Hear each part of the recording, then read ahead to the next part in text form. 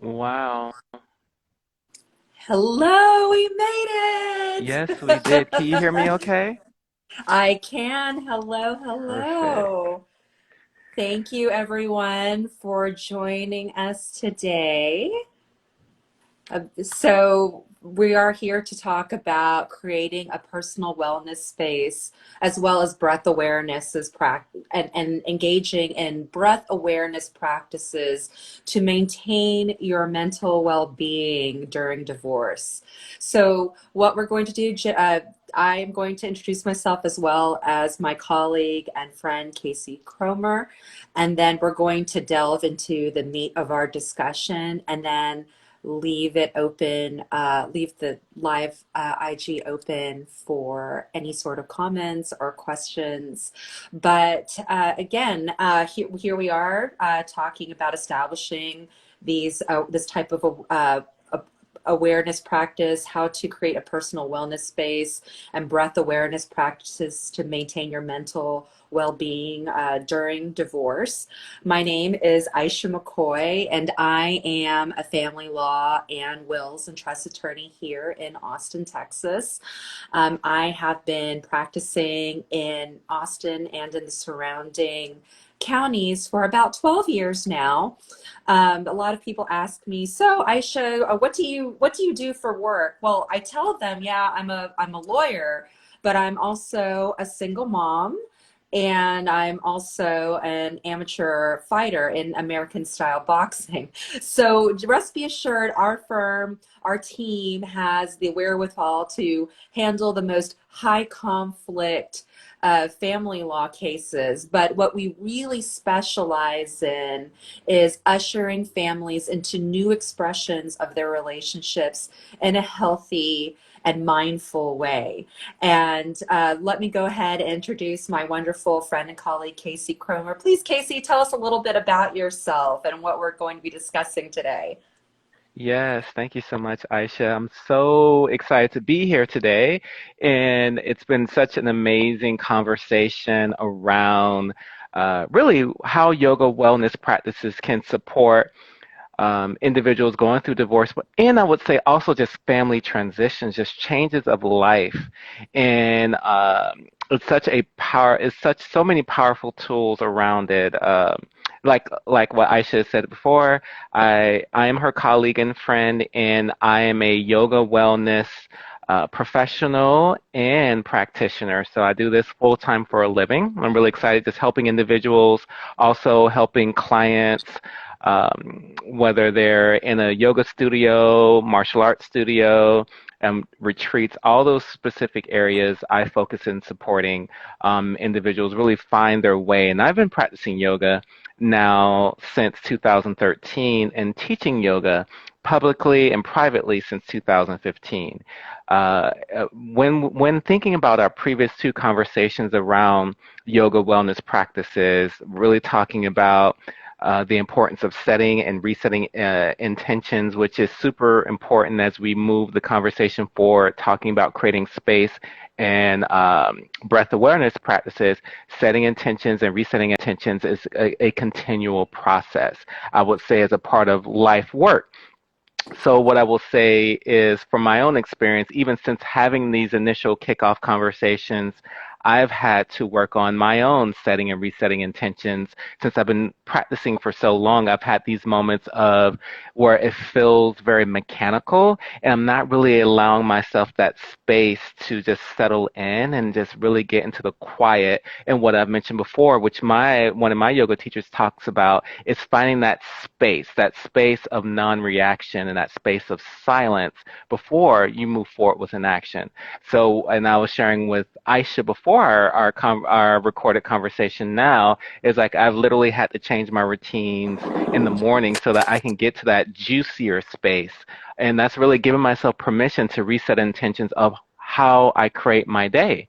And I think that's so important as a part of the work, remembering intention setting, resetting intentions, having that flexibility throughout all of your practices is really important.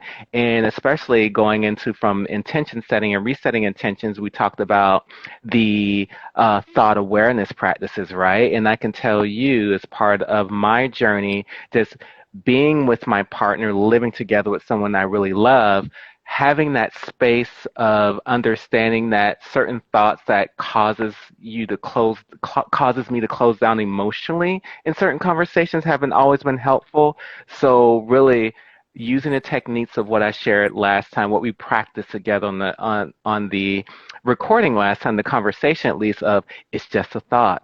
Using the breath, which we will go deeper into breath awareness right now, is just a thought. And it's so interesting. I've even had to use it for what I was sharing with Aisha today. Like, technology is one of my big anxieties. You know, once I'm live, I'm in the conversation, it's like home to me. When it comes to these practices, it's such an ease. Just getting ready. It's just a thought, and realizing that thought does not have to create anxiety as we go into our Zoom conversation. So, Aisha, you had an aha moment. Anything you want to share about is just a thought? No, I just think that this is a great transition from our last, because we were in our last discussion, we were talking about thought awareness practices. Now we're taking that idea and finding like a proper mechanism or way of enhancing this sort of practice, because everything starts with your thoughts, and it's easy, so easy for them to escalate to a level to which we cannot return, or to escalate in a way where that takes us to a place where we don't want to be, to places of despair, of loss of hope. But being aware of our thoughts and having the proper mechanism and vehicle to carry these will help you maintain your mental wellness through some of the biggest life changes that you go through, especially in divorce. So we're having a little interference. Okay, thank you so much, Casey. So just to go back to the purpose of this seminar really quick before we segue into the meat of our discussion. The purpose of this seminar is to provide you guys with some general information about the process of divorce. We'll be hosting monthly seminars, virtual seminars on specific topics on divorce. But our goal really is to shift the collective perspective when it comes to divorce from a process that can seem very traumatic to one that's actually very transformative. And divorce is difficult, and there are ways to cope in a very powerful way that creates possibilities for wellness than more than negative outcomes. And if you could just hold for one moment, let me go ahead and have Casey join us one more time. Seems like he got booted at one point. There Hello. you are. Yes, I am here. Beautiful part of technology, and just relaxing and going through with it. Yes, we just Go have ahead. to roll with it. So thank you so much for hanging on, guys. Casey, I was just telling our viewers the what the goal of our seminars is, and that we're doing this monthly to provide some general information to the public about divorce, but specifically like how to maintain wellness as you're going through this big transition. And so let's go ahead and let's talk about it. Let's get into it, girl. Let's talk about mental wellness and creating that space that Yes. will help enhance that practice. Yes. So definitely love the intro. Thank you so much. And today, just focusing on the conversation of the importance of creating a wellness space. I like to call it, 'cause I'm such a strong practitioner of the spiritual side, a sacred space that you can go to when you practice, a place that is just uniquely yours. I would say is important when it comes to a wellness space, a place that is meant, just like so many other things that you bring into your life to bring mental wellness is really, even though it's a physical location, I look at it as a tool that you bring into your practices to bring you balance. So it's really your external environment, as you already know, has so many influences on, it can have impacts on how you experience yourself, your thoughts, your body, others. So it's always great to create an environment, a physical environment that's uniquely yours. So some of the things that I find to be important as I've created my own space, and I'm going to share what my space looks like today, is it's ever evolving. Meaning that depending on what's most important to me in the moment will create what goes into it. So certain things that are very helpful for sacred spaces, how do you make it very personal? Meaning where you emotionally feel connected to it. There's a level, and you're aware of your feelings, right? When it comes to joy, happiness, sadness, and so on. What makes you feel connected in a way that when you think about your space, you smile? So certain things that are helpful for drawing out that particular emotion would be, I like having pictures of family members or friends that are most important to me, that I've had generally amazing experiences where I feel highly supported. So, for example, my grandmother, I always keep a picture of my grandmother very close to me in my sacred space because for me, my grandmother represents so much unconditional love and connection. Other things that you will find I find as I work with clients as well in sacred spaces are journals. Journals are very good when it comes to pen and paper and really writing down, like what are your observations? Some of what I love about having a wellness space is really my own private laboratory where I really get to observe what is coming up. And we've already talked about thoughts, right? It's just a thought and thought awareness. So oftentimes I will create notes around what are the reoccurring thoughts. Because if you get quiet enough, you will see the thousands of thoughts that come to you. It could be of negative pattern thoughts, positive pattern thoughts, but you really get to see what's on your mind. So journals are very, very useful.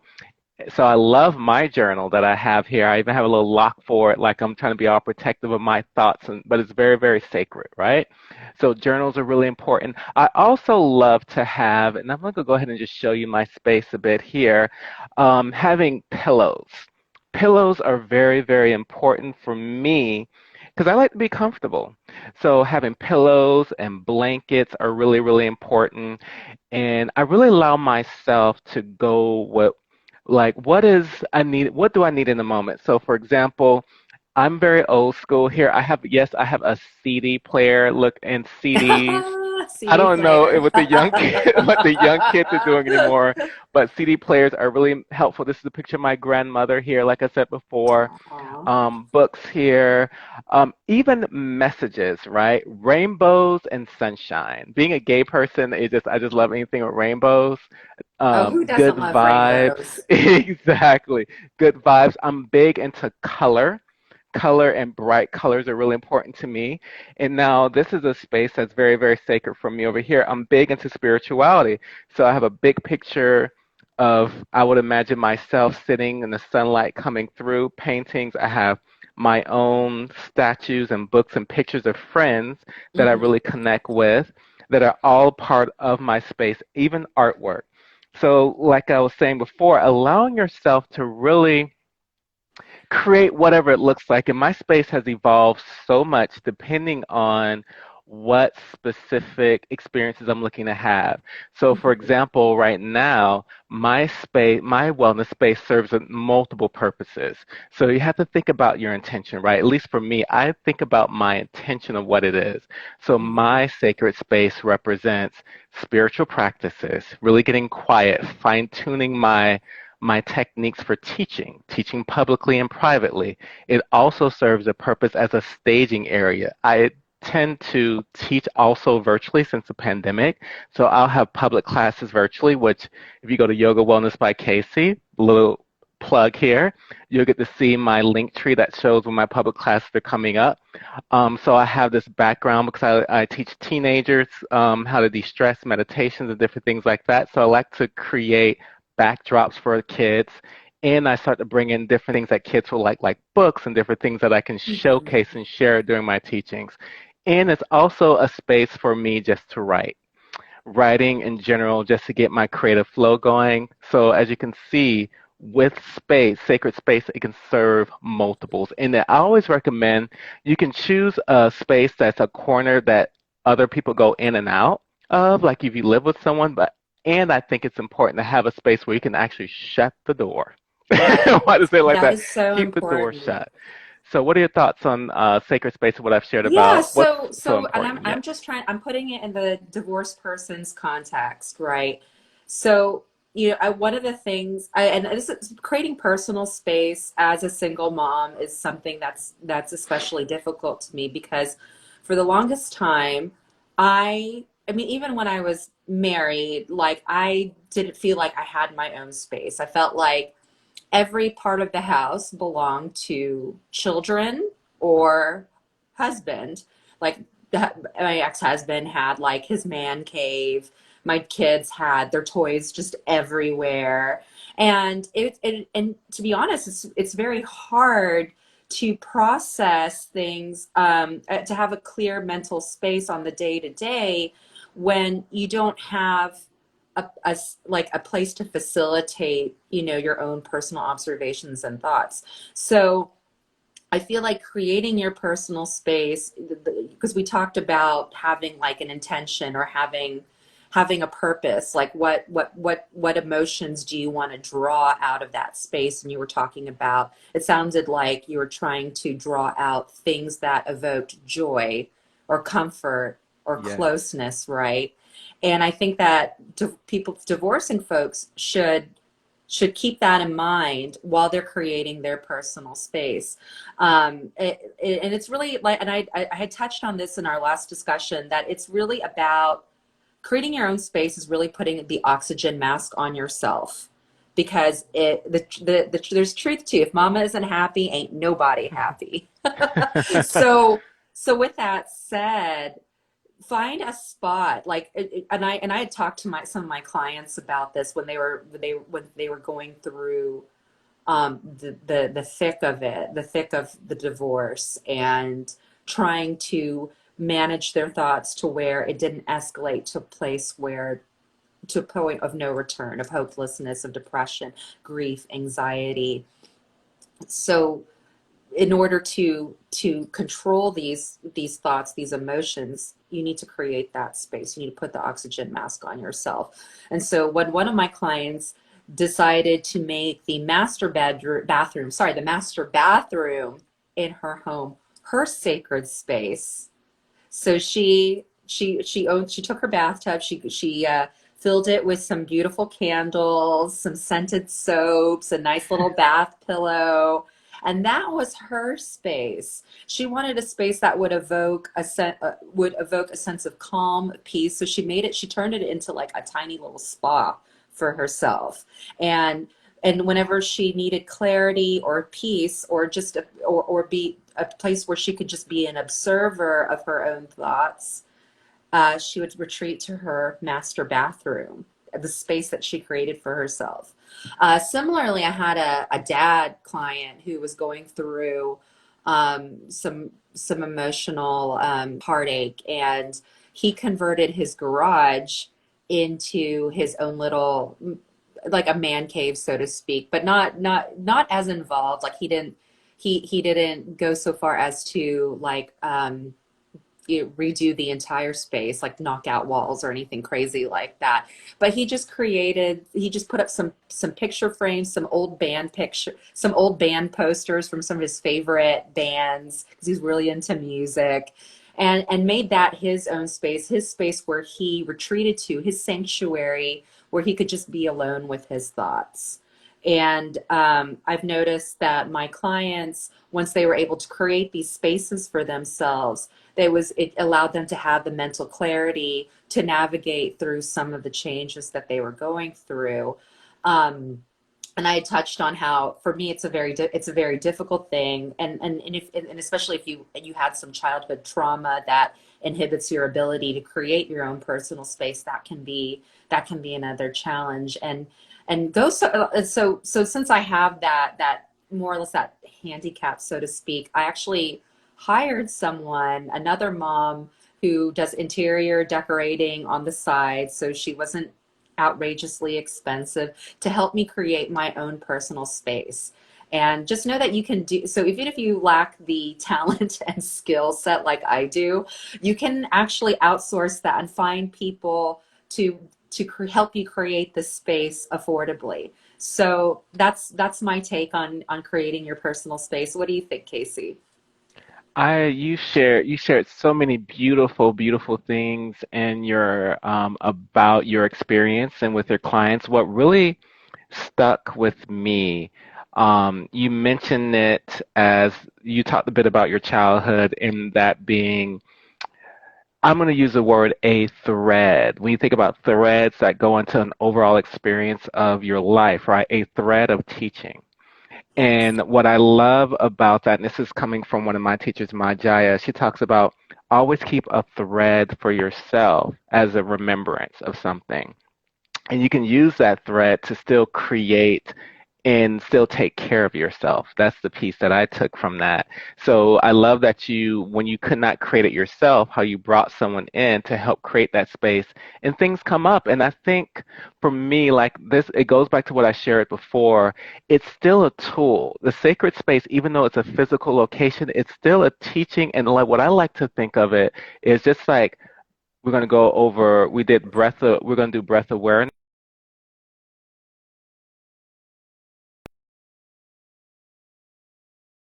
of limitation. So if you allow yourself, even when it's uncomfortable, certain techniques or tools will be uncomfortable, including the sacred space, even changing it, the willingness to be flexible and change certain things, whether it's a physical, sacred, special wellness space or a technique, if you're willing to make the shift a lot, and the shift could be, I'm going to allow myself this opportunity to create a space for myself. I want a space so it can help me grow, help me expand, go beyond limitation. So I think it's great. So you can certainly hire someone like what Aisha did in her situation, in her experience of creating her own space, or partnering with your loved one. I think the main thing is to make sure you continue to, I think not make sure, but take the time to create that for yourself because it's such an invaluable tool. Like I said before, creating your own wellness space, or I still call it sacred space, is really a container for you to really be your full expression, really see all the things that's within you through these different practices. Mhm. So uh, that's what I'll leave you with on that part of our conversation. And I really want to get to us practicing now that we have the sacred Yes. space in mind. We're going to turn our attention now to breath awareness techniques. And one of my I'm going to take you through a breath awareness practice I really enjoy for beginners. One of the things I really want you to consider is really transformation, and this is what one of my teachers, Acharya Swami Jayadevi, talked about, is if you change your breath, you change your life. And for me, it really resonated that particular teaching because when you think about it, when you're afraid, right? Usually when you're so afraid, whether it's something that's about to come to you that so makes you put in a panic, your breath changes. You may start to pant. You may start to pant, or when you get angry, or any kind of emotion that pushes you a bit, or thought pattern or experience, your breath changes where you typically contract or you breathe faster, but you're not fully embodying your breath.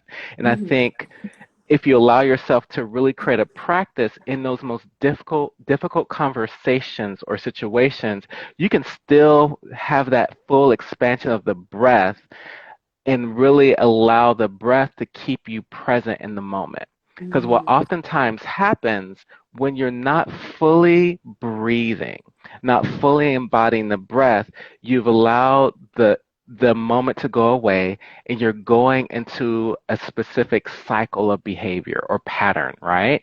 Where you Right. let the thought take you. You see something that's happening outside of yourself, and you're allowing the thought or the experience to take you to another place like trauma. We talked a little bit about trauma, which will come up oftentimes. Trauma oftentimes keeps us in cycles of limitation where we will take past experiences, bring it to the present moment, and allow it to create the same experience where when you use these techniques, it literally will take you out of that cycle if you allow it, or give you the moment of pause, the freedom to make a different choice, to Hmm. create a whole different experience. So with that said, let's go ahead and get to our practice today. Right. So if you And can I allow have a your, really go quick ahead. question Yes, for go you, for it. Casey?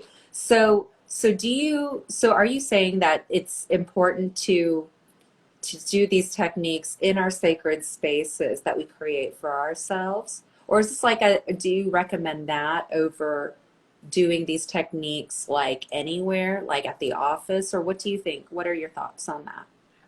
Excellent question. Thank you for that question. And feel free also to bring questions. I appreciate the comments coming through. We both appreciate the comments coming through on in Yes, this particular please. conversation. So I would say is always practice. I try to stay in practice whether I am in my sacred space or not. The sacred Hmm. space, what it does is it gives you intentional time in your practices.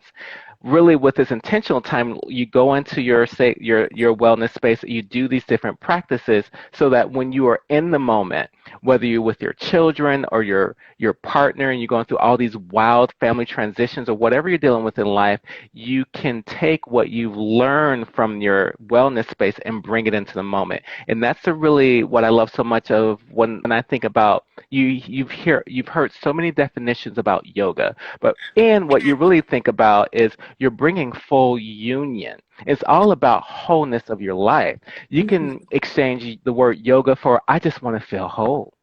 And imagine Right. if you allow yourself to remember these practices, it can give you a moment of pause because most situations don't require our first knee jerk reaction. What I think it requires is your breath.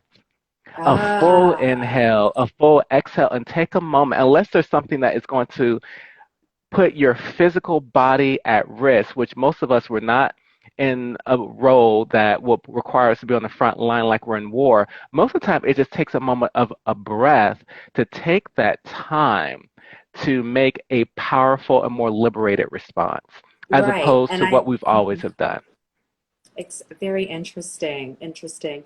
Now, I was going to say that if we're by having these breath awareness practices in an intention, using it in an intentional way, by using these practices in our sacred spaces, it will help train our minds to instinctively make the choice to take to engage in these breathing exercises rather than having the knee jerk reaction to that stimuli, to that traumatic or that potentially traumatic stimuli. Is that what I'm hearing?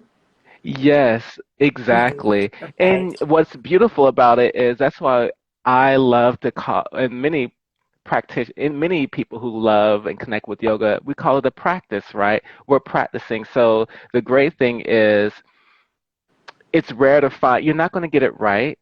And I think the idea of getting it right is its own kind of circular mind construct. The main thing is, do you have the willingness to get curious? Do you have the Hmm. willingness to take a moment and if I do something new, like I've learned how to breathe after listening to this conversation with us, like or reminded, because all it's doing is reminding you of something that you already have, which is amazing. We all Yes. have access to our breath, even if we don't remember a specific technique of how to move the breath, because breath awareness is different than just breathing, right? We're going to really practice breath awareness, which means just like anything, like I focus on my left hand and I move it. It takes energy, like I'm taking all my thoughts and I'm using my focus to move it. So what we're doing with breath awareness is we're literally, even though it's intangible, we can still feel it. We know it's there. We are going to start to focus on it and move it in a certain way, moving it, Right. elongating it. And there's so many different things because what that ends up doing is if you can start to control and move and expand an awareness of your breath, it can really start to impact and transform other parts of your life. Right. Namely, your thoughts, Exactly. And right? what's so Your interesting about, thoughts. Yes. yes, and thoughts, even though we had the one conversation, it's such an interesting thing because one thing I do believe is true, and I learned this from another teacher named Asha, which means hope. I love her name, it means hope. One of her teachings she talks about is thoughts are not unique, they're universal. And what I took from that is there's thousands of thoughts that come to us, and there's so many different stimulus that's coming to us that we think our thoughts are so unique and so personal. However, getting comfortable with the techniques, and like I said before from the last conversation, it's just a thought. It allows you not to take it personally because literally certain thoughts you're not really willing yourself to focus on them. They're just coming to you anyway. So I would say it's for me, and the practices I recommend with my clients and myself is just to put thoughts in that impersonal category of it's just a thought unless you're intentionally using certain affirmations, which are types of thoughts you can bring into your experience, and you're trying to focus on a certain way of thinking is one way. But a lot of times, if you allow yourself just to flow with it, even in the morning, random songs from the 80s will come to me in the 90s. I wasn't even thinking about it. It was just coming to me. All these different songs will come to my head because they're just thoughts. We're making them mean Yes. more than what they are. Just my Hmm. take on it. Oh yeah, that very insightful.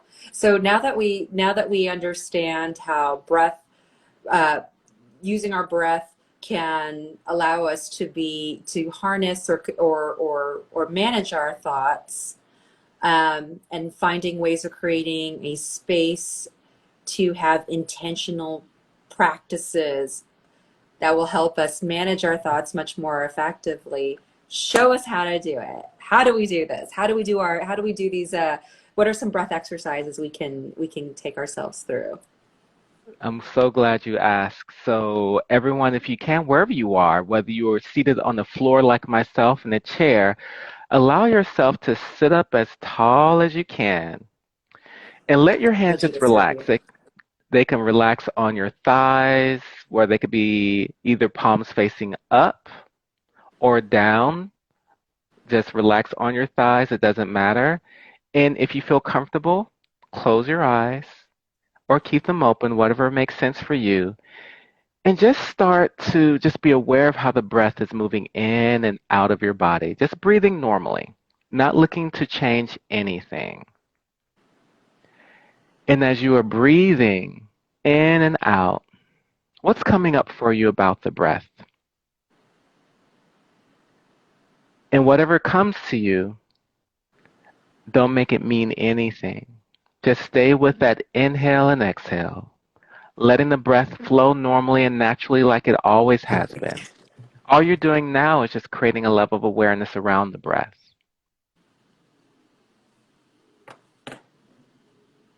And as you're breathing in on the inhale breath, see if you can elongate that inhale breath, making it a bit longer as you're inhaling it.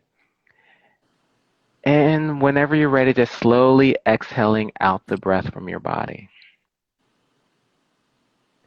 And with each inhale breath, how does it feel going into the body, entering into the lungs, entering into the belly?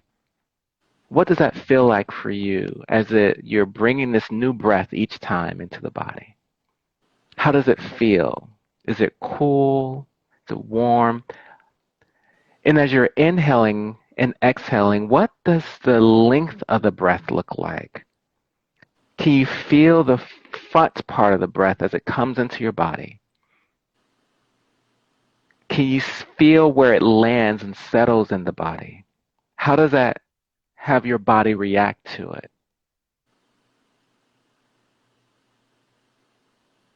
For the next few inhale breaths, once you're full of air, can you hold the breath at the top? Can you allow yourself to be full of air? Whatever that looks like for you, take in as much breath as you can and hold it there. And then only when you're ready, allow the breath naturally to fully exhale out of the body. And as you're exhaling the breath, use your lower part of your diaphragm and push all the air out. So you're really exploring in the body and the breath the full length of inhale as it comes into your body, and when it settles at the bottom of your your belly and your lungs being full, just holding that in for a moment, being full and seeing how your body reacts to that. And then when you exhale and push all the air out of the body, you're allowing yourself at the bottom of that exhale, pushing all the exhale breath out. And once you're at the bottom of the exhale, just allow yourself to be empty. And whenever you're ready, just breathe back in and flow back and forth. And notice, is there a difference as you're full of air, how you react to it, whatever comes up for you? And when you're empty at the bottom of that exhale, what is the difference? Is there a difference? And just really stay in that space of curiosity of what it means to be full, fully with the breath in the body and holding it there at your own sort of pace and comfort. And then when you exhale it out, how does the exhale feel? And how does it feel at the bottom of that exhale when you're completely empty? And just stay within that awareness of these two differences of experiences of the breath moving in and out of the body. And if the mind takes you to another space, can you allow yourself to really put the thoughts on the side and really get back into the curiosity of the breath as it moves in and out of the body, just staying with that space.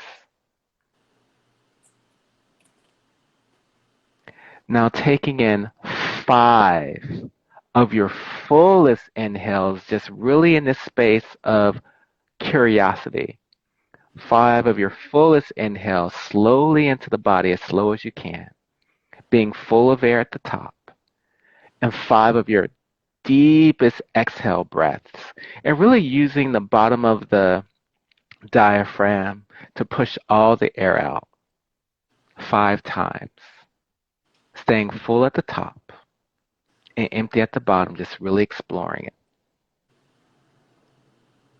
And as you observe within these moments of contrast, anything new, as you continue to explore the back and forth, is anything subtly changing with how you're experiencing, and as you get more in tune with what's happening with the fullness and the emptiness of the breath when it's not in the body? Is anything shifting for you?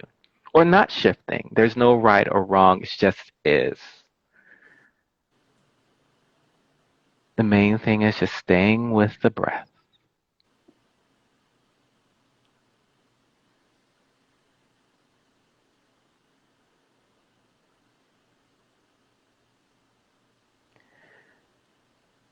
And once you get to the bottom of the 5th exhale, only when you're ready, you return to normal breathing.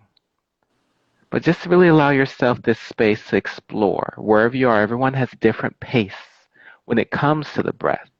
The main thing is just staying in the moment and being in the body and being in the space of allowing the breath to freely move into your body and out of your body. Just in that exploration, just being in that space. Give yourself this moment.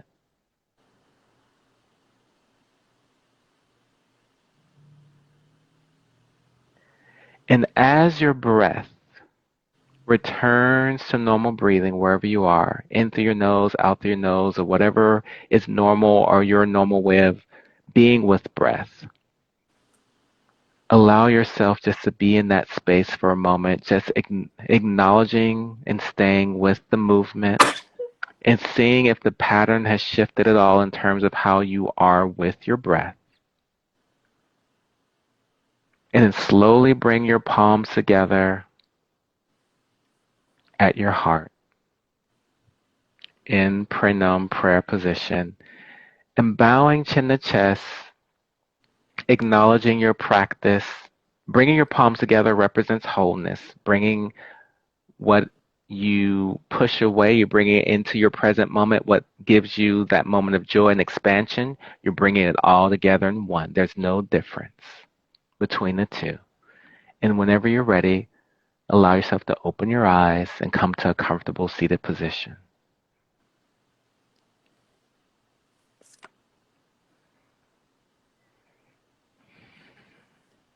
And I'm Hmm. intentionally right now just allowing the space, and this is something, even though I interjected, when you finish your practice, allow yourself just a moment of just quiet before moving too much, or even getting to just being, see if you can just settle into, there's a little bit of, I call it hidden treasure behind just that space right after you finish your practice, just being in that space of quiet. So that's why I was pausing for a little bit.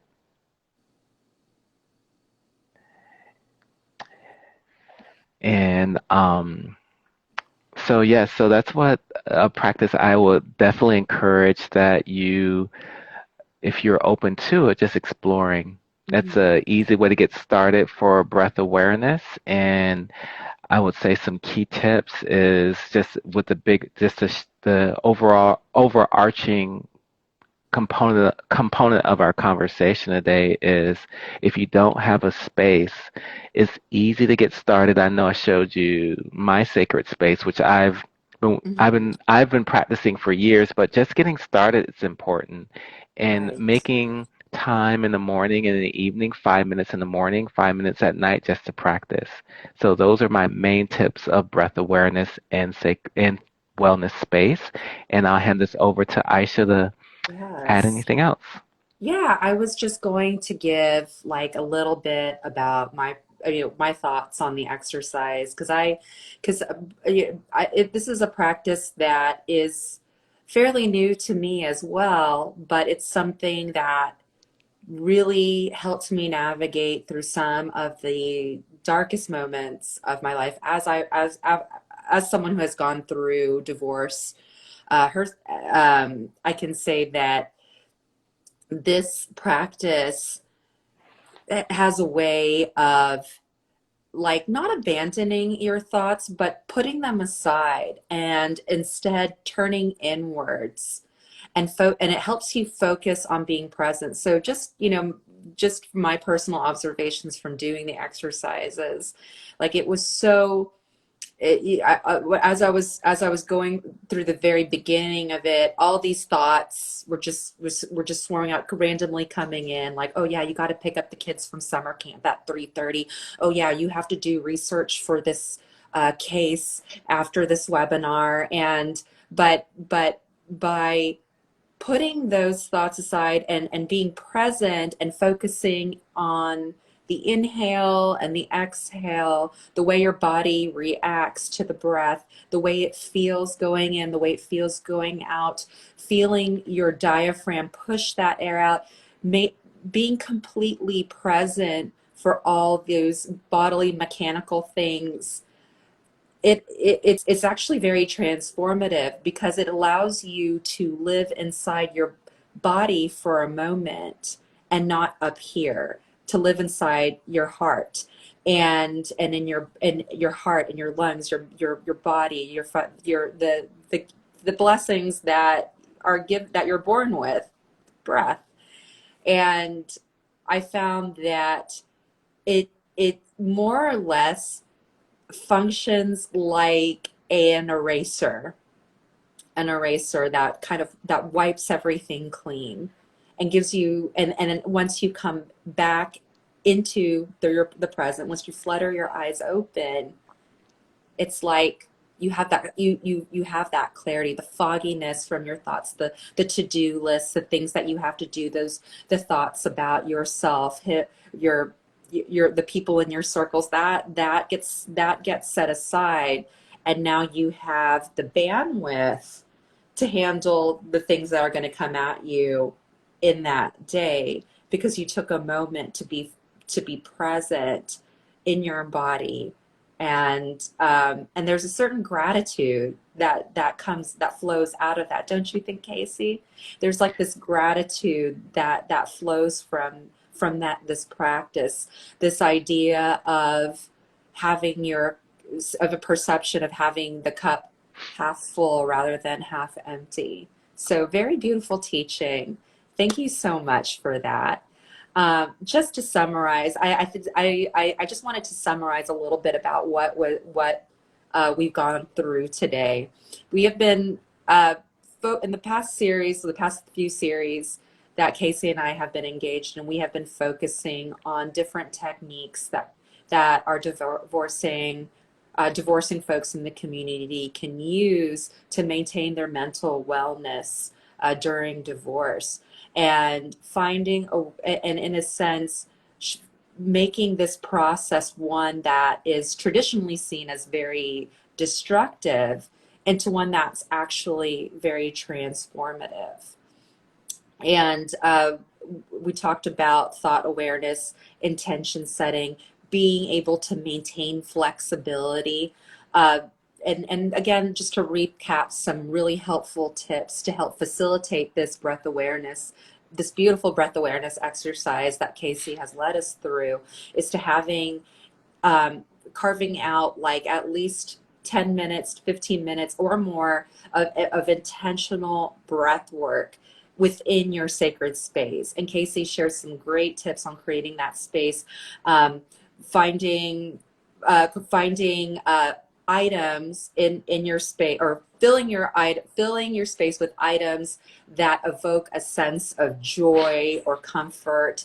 Casey has talked about using pictures of your family, your friends, comfy blankets and pillows to really help you relax in that space, setting it up to where you can just be an observer in your thoughts.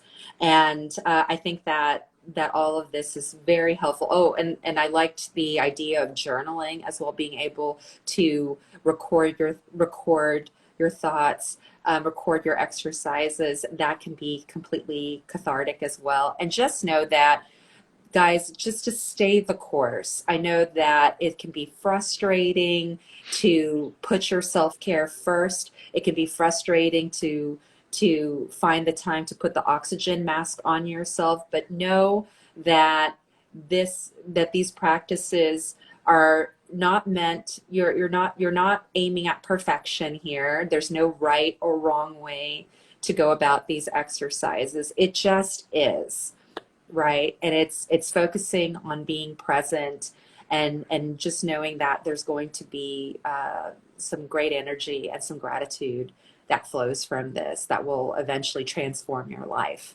So, any closing thoughts, Casey, before we um, see if any of our viewers have any comments or questions? Yes, thank you. That was a beautiful recap, Aisha. And yes, if you do have any questions, feel free to post them now for us before we end the session. So, no, the only thing I will say is it is a journey, and I think it's life work, and it is.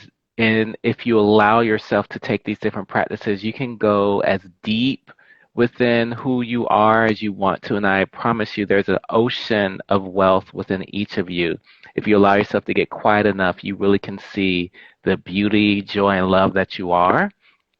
And I will say I will be doing, starting next week, weekly Monday meditations on my different Ah, platforms, just as a free offering in the morning. So I'll have that schedule posted soon on Yoga Wellness by Yoga Casey. Wellness, I will, yeah, Yoga Wellness Casey, Yoga Wellness Casey. That is the username that you should follow for any sort of updates. Just wanting to make sure that that gets out there yes, Yoga because Wellness by uh, Casey. Super yes, important. Yoga Wellness by Casey. And just know, folks, that this webinar, as well as all our other webinars on maintaining mental wellness during divorce, are going to be uploaded to my firm's YouTube channel, A McCoy at Law.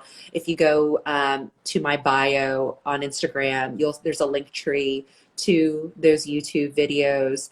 And really quick to just know also that these techniques that we teach you guys are things that you can actually pass on to your loved ones, to your children, um, Yes. showing your children how to take care of themselves, take care of their hearts, create their own space, being able to teach them how to use their own breath, to manage their thoughts. That will help them grow up to be whole, well-rounded individuals that have a high emotional quotient to handle life. So just know that this doesn't just benefit, these practices just don't benefit y'all. They can benefit your loved ones, especially your children. So again, my name is Aisha McCoy. I'm a family law and estate planning attorney here in Austin, Texas. Uh, Please feel free to follow me again, A McCoy at Law on Instagram and on YouTube. Follow my colleague and friend Casey Cromer on Yoga Wellness Casey, and our videos will be uploaded for you guys to view at your own leisure. So thank you so much, everyone. Thank you. All Thanks again right, for take having me. care. Thank All right. you. Bye bye. Bye.